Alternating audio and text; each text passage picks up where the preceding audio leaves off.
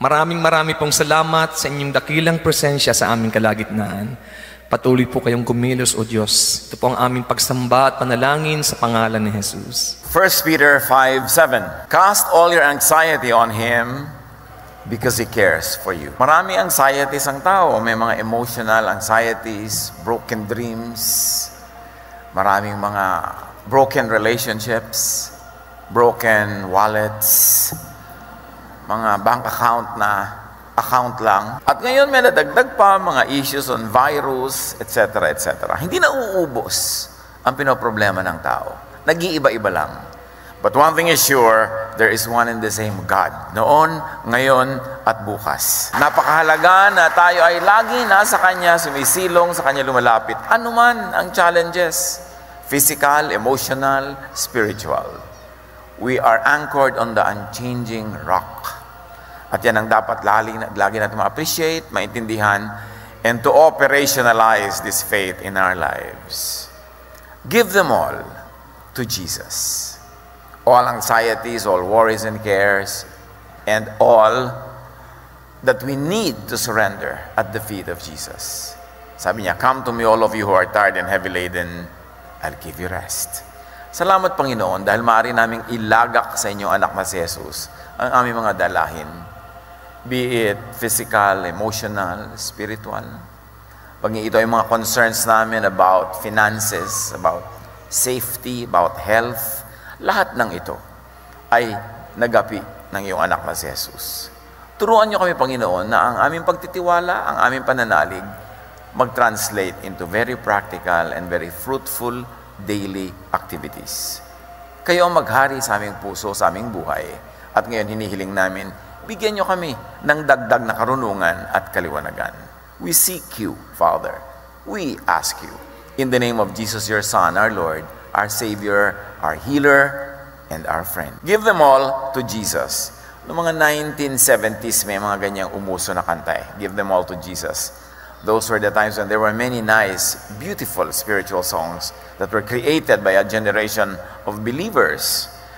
Life could be full of heavy burdens and anxiety. Nag-iiba-iba lang ng kulay, ng mukha, ng tono, ng speed, pero ganun pa rin ang ending. Nakakapagpaalala, nakakapagpangamba, nakakatanggal ng ligaya, nakakapagpababa pa ng immune system. But Jesus gives rest. That's one of the main ministries of Jesus. When you say Jesus saves, He doesn't only save from the flames of hell, He saves from the hell of worry, of anxiety, of nervousness, of fear.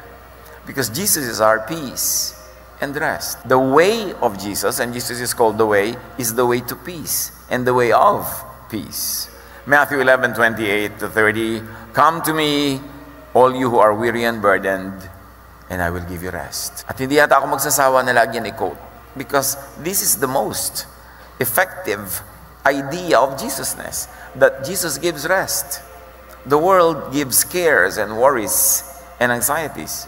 Now, how do you give your cares to Jesus? How does it happen to the point that you really get to rest and to be at peace? First of all, think of Jesus and His love, His goodness, and His kindness. Think of that. Think of the character, the intention, and the actions of... At lahat ng ginawa Niya para pagalingin na may sakit, para payapain ang mga natatakot, para pagkasunduin ang mga magkakagalit, para patahimikin ang kalooban. Ito ang pag-isipan. Marami tayong pwedeng isipin. Kung anong iniisip mo, yun ang makaka-apekto sa iyong blood pressure, yun ang makaka-apekto sa iyong kalusugan. So think of Jesus. Think of the Jesus way. John 8:12, when Jesus spoke again to the people, He said, "I am the light of the world.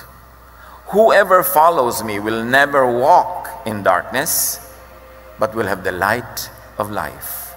Now, darkness here doesn't only mean sinful living or immorality or all those kinds of dark deeds that people associate with darkness. But this is about any darkness. And Jesus says, "Follow me and you will never walk in any form of darkness. You will never walk under any concept of darkness." So think of Jesus correctly, And you will not walk in the darkness of mind, in the darkness of heart and emotion. Think of Jesus constantly, and you will never walk in sad worry, anxiety, fear, and despair. Kaya dapat isipin lagi si Jesus. Isipin ang mga sinasabi niya. Isipin ang kanyang mga ginawa. Palitan ang lahat ng mga isipin na negative lang naman ang effect sa ating buhay. Romans 8:38-39. For I am convinced that nothing will be able to separate us from the love of God that is in Christ Jesus our Lord.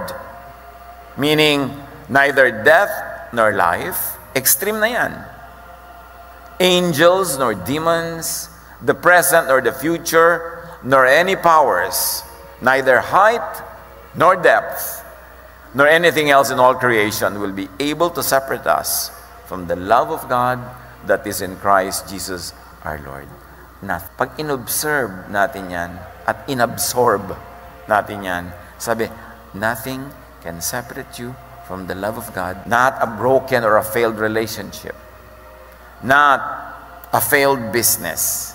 Not failing health. Not separation of people.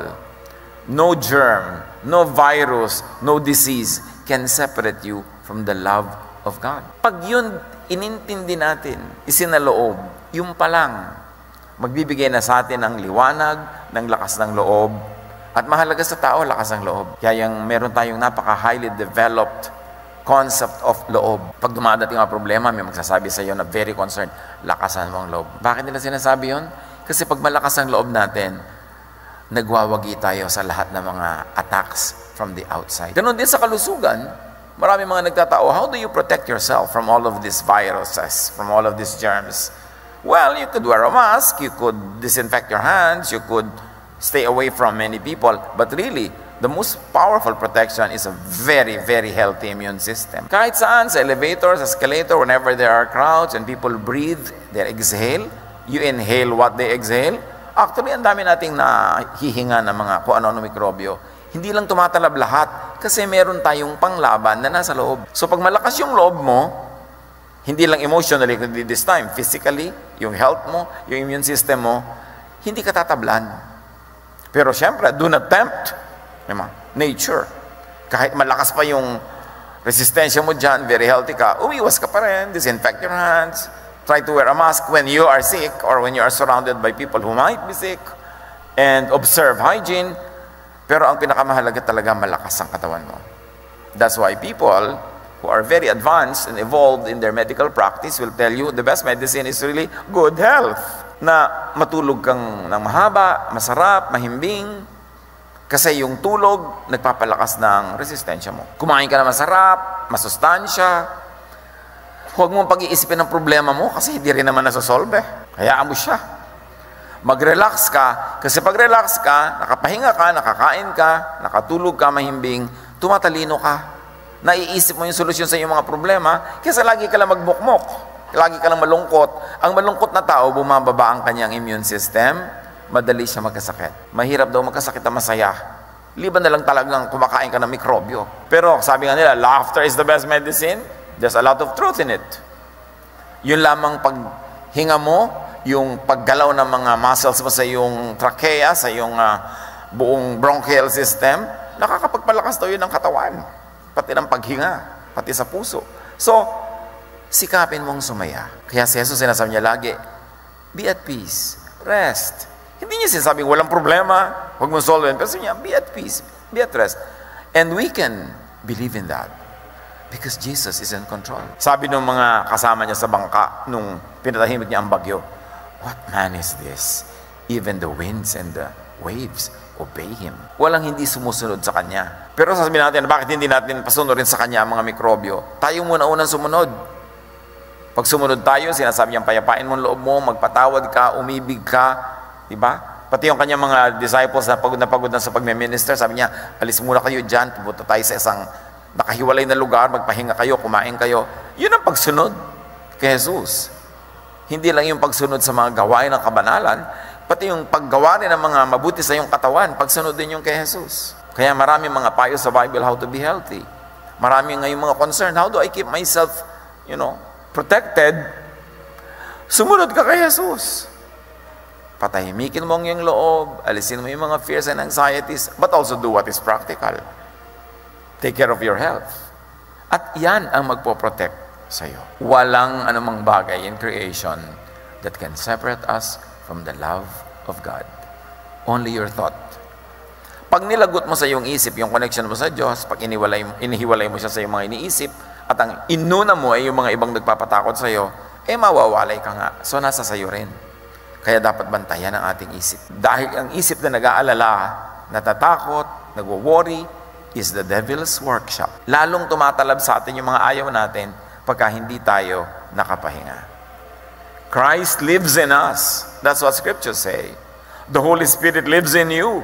We are the temple of the living God. The kingdom is in you. All that, pagka inabsorb mo yun, the kingdom is in me. Therefore, I have all the power, I have all the energy, I have all the capacity to keep this kingdom intact. I am the temple of the Holy Spirit. Therefore, I have the responsibility and the privilege and the power to keep this temple clean. Yung mga Israelites noon, they did a lot of things to keep their temple, their physical temple, physically clean. But we know that the real temple of God is the believer's heart. And to keep that heart clean is not only to avoid physical foods, not only to avoid clinical dirt, but also to avoid things that make our minds weak and afraid and anxious. Kasi kalaban yon ng cleanliness of the temple. Ephesians 3:17-19. And I pray that you may have the power to grasp how wide, how long, and how deep is the love of Christ. Sabi niya, nawa, maunawa niyo. And to know this love that surpasses knowledge, that you may be filled to the measure of all the fullness of God. Medyo abstract yung presentation tsaka yung discussion. Pero ang sarap himayin at unawain. Sabi niya, ang dalangin ko, magagap ninyo ang lawak, ang haba, ang lalim, ang taas ng pag-ibig ng Diyos na hindi kayang maintindihan ng knowledge. So hindi nyo pwedeng gamitin ang knowledge to understand God. Hindi natin pwedeng gamitin yung knowledge para pagharian tayo ng Diyos. Ang napakahalaga talaga, pananalig.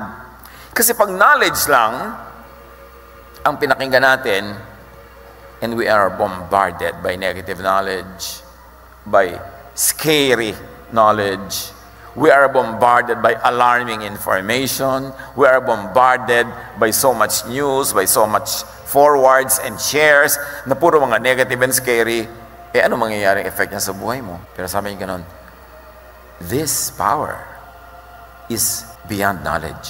So dapat lampasan mo yung knowledge, lampasan mo yung information, at panghawakan mo ang salita ng Diyos, ang kanyang pangako, na proven na sa track record ni Jesus.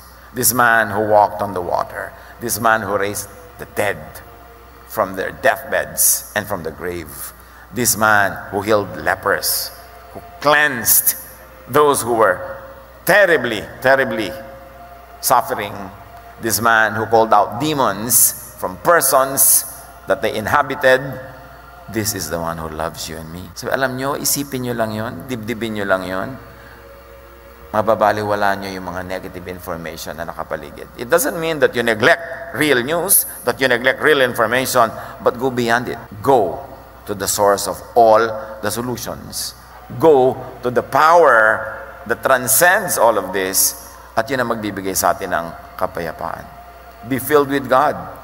Not with just human knowledge, although up to a point, human knowledge is very important. Especially clinical knowledge, that is important. But be filled with God, not only with human information, which actually means human limits. Kasi pagka puro informasyon lang, puro news lang, magpapanik ka, tatakot ka. At ang mga tao naman ang hilig mag-share ng nakakapanik, ang hilig mag-share ng nakakatakot.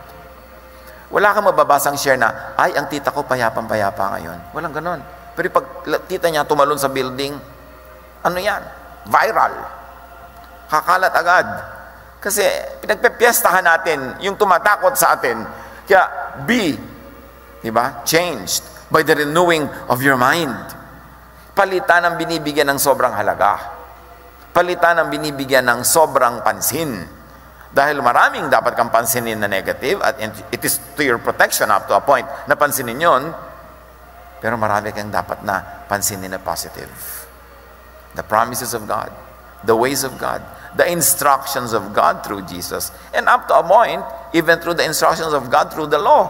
Kasi marami silang magagandang laws din, yung mga dietary laws that really have meaning, hindi lang religious, may clinical value, mga laws on hygiene, laws on how to keep your body clean. Marami tayong mapapala dyan.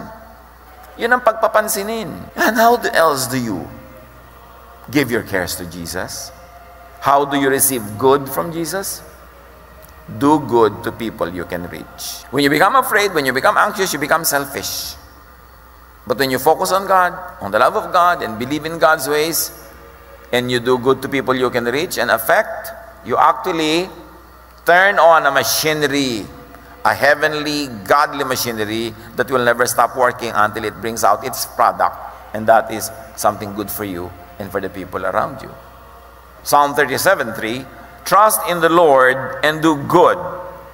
Dwell in the land and enjoy safe pasture. Pwedeng i-apply yan sa ating panahon ngayon. Minsan kumakalat mga balita, bibilihan, nagpapanik buying ang mga tao sa ibang bansa, inuubos lang yung mga tinda sa mga tindahan nila. So naubos, hindi naman naubos kasi wala, kasi hinord nila eh. Yung mga may pera, binili na lahat yung supply, so wala nang mabili. Nagkakaroon tuloy ng artificial shortage. Hindi dahil wala, kundi dahil kinuha na nung iba. Sa takot. So pagka yung takot mo ang nanguna sa'yo, magiging selfish ka talaga. Magkakagulo ang lahat. Kaya sabi, trust in the Lord and do good. Yun ang ibig sabihin ng trust. You trust to the point that you do good. Na may ibibili ka na pagkarami-raming supply, ang bibilin mo lang yung pangayon nyo hanggang bukas, yung up to a short period na kailangan mo para kung namang nagkasipon ka, nagkasakit ka dyan, hindi ka makalabas ng bahay, meron kang supply, pero hindi mo bibilin lahat para yung iba mawalan, nagkakagulo tuloy yung buong mundo. Yun yung trust and then do good. O bakit kakamo hindi nag-hoarding? Because I trust in God and my trust makes me do good. Alam ko masama para sa buong lipunan, nakamkamin ko lahat yan. Kaya kailangan may matira para ma-replenish, para magkaroon ng supply ang lahat. Kasi meron kang ng lahat. Yung namang lahat ng kapitbahay mo wala, di nanakawin din nila yun sa'yo. Kasi pag nagutom sila, baka ikaw pang kainin. So dapat magtira ka para may kainin ng yung mga katabi. Hindi pinakiwan na lahat ng alcohol. Magsaswimming ka ba sa alcohol? Ano ka? Biology specimen. Yun lang kailangan mo in the next few days. Makakaroon uli yan. Kung lahat tayo will trust in the Lord and do good. Mag-ingat ka lang. Kaya ka naman dapat may konting supply sa bahay mo. Kung biglang you fall ill, hindi ka makabili. Hindi meron ka. Hindi para wala nang mabili yung iba. Nagpapanik buying, naubos ang mga toilet paper sa Hong Kong. Naubos ang mga clinic sa Singapore that their head of state had to address it on their national television. Huwag nyo nang ubusin. Bakit pati yan, di ba? Pero hindi naman naubos sa mga Q-Tex. Mabuti naman, may natira pa. Pero pag ginawa natin yan, lalo yung mga may kayang bumili, di wala namang natira doon sa iba. Trust in the Lord and do good. Dwell in the land and enjoy safe pasture. So trust God enough to do good to people. Not naman yung sobrang good na niyakap po na lahat yung inuubo. Hindi ganun. Dapat do good in a safe way kasi may clinical way to remain safe and still do good. Trust that God knows the situation, that God wills to love and will help, and that God can love and deliver through you. That you become a part of God's solution, that you are not part of the problem. And even if you became part of the problem, especially hindi mo naman hinanap, dumating lang, then all the others will become a part of the solution for you. Yun ang mahalaga sa mga tao, mga kapatid. Pagka may mga crisis, may mga difficulty, we move as one humanity, as one race, as one city, as one nation. That is how we survive. Hindi yung magkakani-kanya. Hebrews 13:6, and do not forget to do good and to share with others, for with such sacrifices, God is pleased. And when God is pleased, good things happen. May anxiety ka, kapatid. Ano man yun? Kahit hindi virus. May anxiety ka tungkol sa iyong health. May anxiety ka tungkol sa iyong mga payables. May anxiety ka tungkol sa iyong pag-ibig na actually walang pag-ibig kaya ka anxious. Diba? May anxiety ka nito, may ganon-ganon. You want good things to happen. No? Do good. Do not forget to do good and share with others. For with such sacrifices, God is pleased. And when God is pleased, good things happen. And the best way to reverse a bad situation is to do good. Mga anak ng Diyos, may bad situation na nangyayari. How do you reverse it? You do what is good. At yung ginagawa ng isang tao lang, nakaka-inspire ng ibang tao dahil sila naaalala rin nila nung nagiging asal, hayop na sila, nakita kanilang asal tao, asal Jesus, maalala nilang tao rin sila, at maalala nilang anak din sila ni Jesus, and then bibitawan nila yung kanilang masamang asal at babalikan nila yung kanilang pagkatao. If you inspire other people to dig deep into their humanity, especially in difficult times, you actually change the world for the good, for the better. At yan tayo, we are the light of the world. Tayo ang mga mumunting ilaw ni Jesus, na kung saan madilim, magkakaroon tayo ng silbi. Sa ganito mga panahon na may challenge, hindi lang sa ating bansa, sa buong mundo, ang iniisip mo dapat, anak ng Diyos, how can I be God's little light in my corner of the world? How can I reverse a bad thing by doing the good thing? How can I trust God enough to the point that in spite of everything, I still do good? Dahil pag nangyari yun, it begins an automatic, natural occurrence that the beautiful will of God happens. May participation tayo dyan. You've got to reverse a negative direction by stopping in joining it, and then by reversing your own walk, and then all the others will be inspired. Matthew 25:31-40, hali kayo, yung lagi natin pinag-uusapan, nagantimpala sa mga anak ng Diyos. Hali kayo mga pinagpala ng aking Ama, pumasok kayo at tanggapin ang kahariang inihanda para sa inyo mula pa ng likhain ng daigdig. So anong inihanda para sa atin? Ang kaharian. Ang inihanda ay paraiso, ang inihanda ay langit, ang inihanda ay gantimpala. Yun ang nakahanda para sa atin. Isipin mo lang yun, doon ka pupunta eh. Ba't ka liliko? Ba't ka magpapagulo? Yun ang inihanda at doon ka patungo. At bakit daw makakapunta doon? Sapagkat ako'y naghihirap, nagdurusa at nangangailangan. Para bang nadapuan ng virus, ako'y nagugutom at ako'y iyong pinakain. Ako'y nauuhaw at ako'y iyong pinainom. Ako'y isang dayuhan at iyong pinatuloy. Hubad at iyong dinamitan. Nagkasakit at iyong dinalaw. Nabilanggo, para ba yung mga na-lockdown, na-quarantine, at iyong pinuntahan. Para talaga mga dinapuan ng virus ang tinutukoy dito ni Jesus. But of course, we can apply it now, and we can apply it to many other cases, because the Word of God is so universal that it can be applied in any reality on the ground. Pag tiningnan mo lang how to connect it. Pero di ba, i-apply natin yan. Sabi niya, hali kayo, yung inihandang gantimpala sa iyo, nung paman, bago nilikha ang daigdig, enjoyin nyo. Bakit po? Sapagkat ako'y nagugutom at yung pinakain. So pag may nagugutom, may crisis, ang isipin mo magpakain, hindi yung agawan sila. Pag hindi ikaw ang gutom, dapat ikaw magpakain. Pag hindi ikaw ang pasyente, dapat ikaw ang tumulong. Hindi ikaw ang naputokan ng bulkan, dapat magpadala ka ng tulong.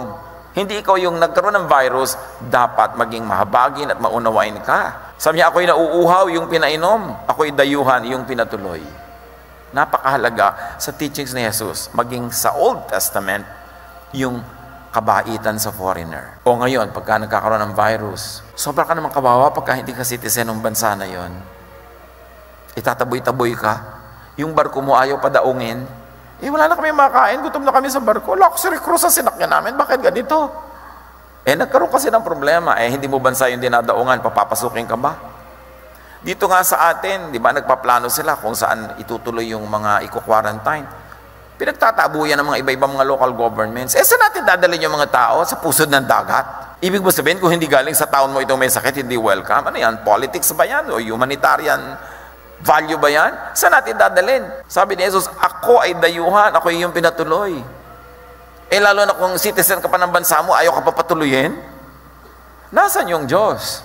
Diyan dapat ina-apply. You take all clinical precautions, you take all precautions known to science, but you care for the sick. You feed the hungry. You give drink to the thirsty. You clothe the naked. Di ba may mga protective clothing pa nga ngayon? Talagang kitang-kita mo na may connection. May sakit. Huwag ka nang dumalaw. Padala mo yung tulong mo. Yun ang dalaw mo. Di ba? Alam nga namang yakap-yakapin mo pa. Di ba? Mahawa ka pa. Dumami pang aalagaan. Kaya dapat mag-ingat. Sabi, ako'y nabilanggo, ako'y yung pinuntahan. Hindi ba yung mga nala-lockdown, parang bilanggo yan, mga naka-quarantine?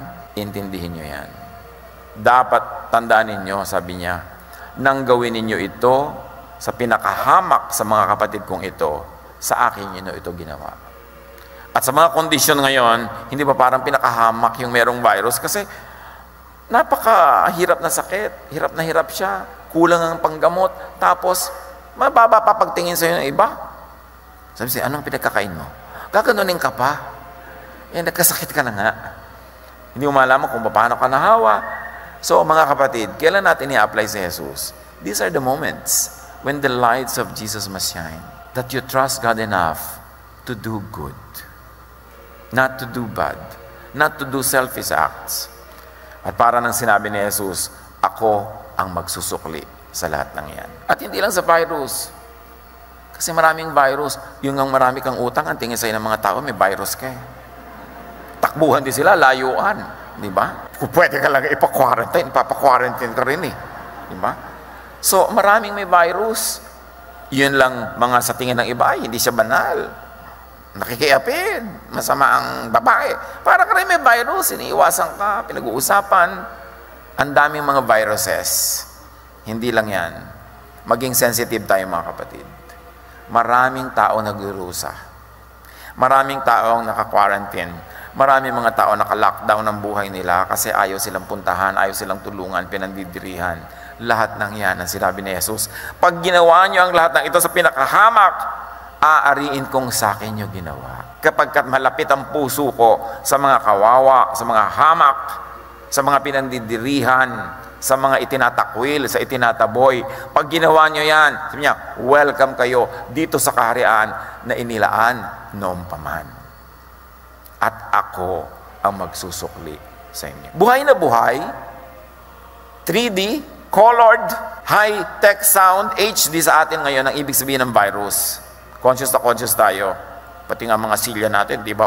Hindi kayo makakapag-holding hands ngayon, mga magnobyo. I-apply natin sa lahat ng ibang uri ng virus. Kasi marami tayong tao na itinuturing na may virus. Tinatakwil, nilalayuan, nilalait, kinakawawa. Yun din yun, ibang virus lang nga. Sa lahat ng yan, isa lang ang sagot ni Jesus. Pag-ibig, pagtulong, pagmamahal, pangunawa, at pagpapadala ng lahat ng kaya nating ipadalang tulong.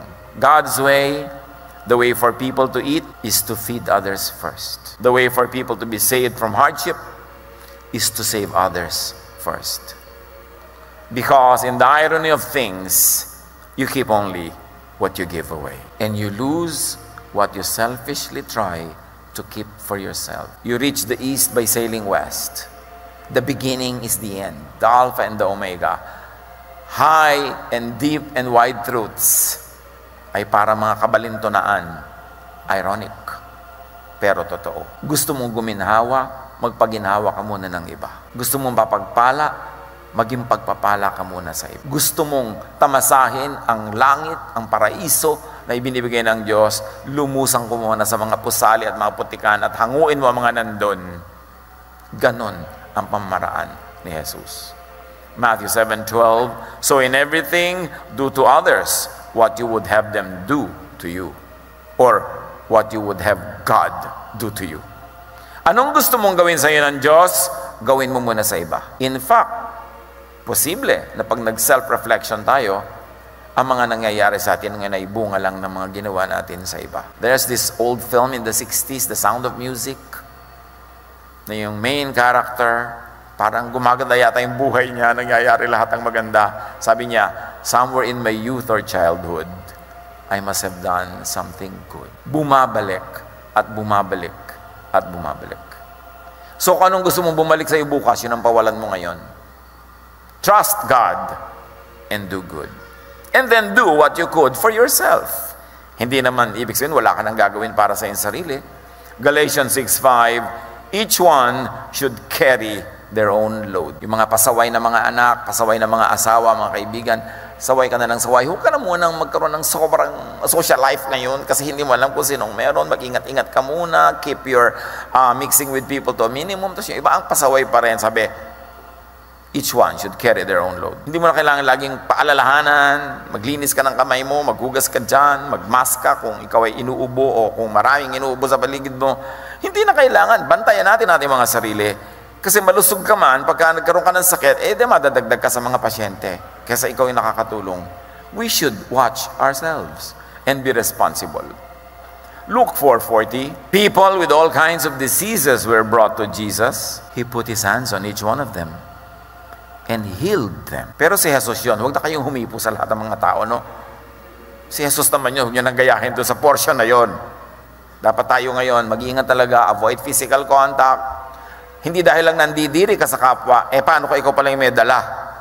Nag-a-avoid ka rin, para huwag ka maging carrier. Tulad ko, gusto ko yun, ang dami-dami sa inyo kumakamay sa akin, pero paano kung biglang merong may sakit, lumipat sa kamay ko, kakamay ako ng iba, di lumipat na sa inyo. So we avoid that. Huwag tayong madrama. Walang mga dramang bukid. Yung iba na nga, may virus na nga, gusto ka pang halikan. At kung makahalik pa, parang pantanggal na bara sa inodoro ang uso. Talagang, parang octopus.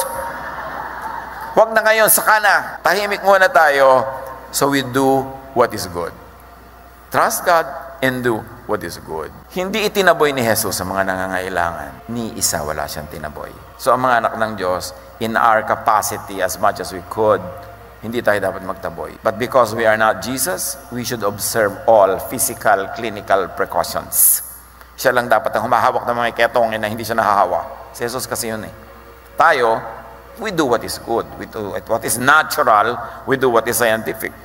1 Peter 5:7, cast all your anxiety on Him because He cares for you. Ano ang anxiety niyo mga kapatid? Related ba sa virus o hindi? Remember, maraming forms of virus. Hindi lang itong coronavirus na ito.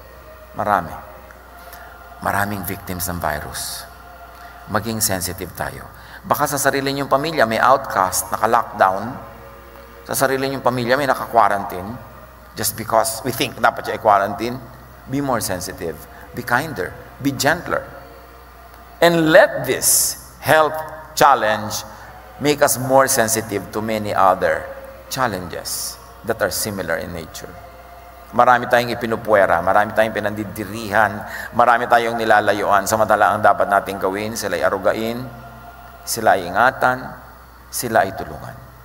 Panginoon, ituro niyo sa amin kung anong relation ng mga issues na ito sa iba pang spiritual and emotional issues of our lives. At sa virus man na ito, sa emotional and spiritual virus man, maging maingat kami. Na una, hindi kami ma-infect. At number 2, maging maalalahanin, maibigin, matulungan kami doon sa mga sinasawing palad na ma-infect. So that we will be an agent of blessing. We will be a light of the world. Pagbulay-bulayan ang kahulugan nito at paano i-apply sa ating daily life, and let the peace of God keep you and remain in your hearts. Be with the Lord in silent reflection.